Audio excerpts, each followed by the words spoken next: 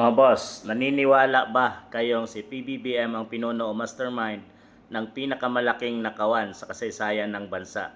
100% agree or paninira lang yan? Yan mga boss, kayo na humusga. Dahil in 3 years, PBBM administration ay puro nakawan.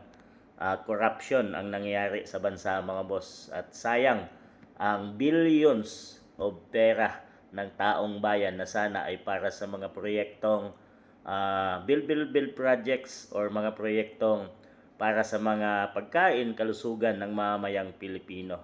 At sana sa pagdating ng mga kalamidad ay hindi nasasalanta ang Pilipinas dahil halos binabaha ito mga boss dahil sa walang kayusang mga flood control projects na mayroong perang inilalabas taon-taon, mayroong budget ang DPWH mga boss para sa flood control pero hindi ginagamit ng maayos at binubulsa lang or inaayos man ay substandard ang mga materyales na inalalagay at isang bagyo lang ay sira na agad ito at kawawa ang mamamayang Pilipino dahil hindi lang lubog sa baha ang inaabot kundi mayroon pang nasasawi mga boss.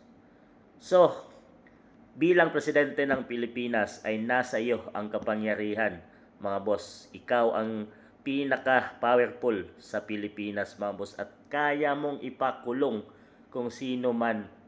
Isang kilos mo lang, isang utos mo lang dyan sa mga Senate at dyan sa Congress ay kayang imbestigahan lahat ng mga sangkot sa corruption mga boss.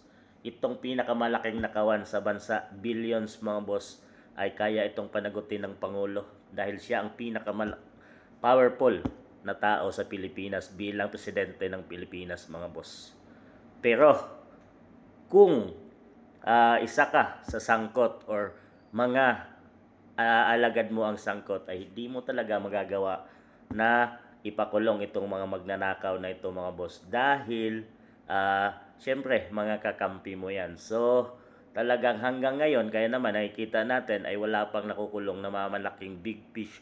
Subalit ay nililihis nila ang mga investigasyon at kung sino ang mga nakukulong mga boss. Hindi nakatumbok dahil ang investigation kahit dyan sa Senate Blue Ribbon ni Ping Lacson pag nakatutok na sa isang tao na sinasabing siya ang puno ay inililihis na ito mga boss. Mayroon pa nga na siya na ang sumasagot sa mga tanong ni Marcoleta, itong si Ping Lacson mga boss, imbis na witness ang sasagot dito. So bilang pinuno o mastermind ay dito sa pinakamalaking nakawan sa ating bansang Pilipinas, corruption mga boss, ay naniniwala ba kayo nasangkot dito si PBBM or pinuno mastermind or paninira lang ang lahat ng ito para sirain si PBBM at ang kanyang administrasyon? Sa palagay niyo mga boss, kayo na ang musga.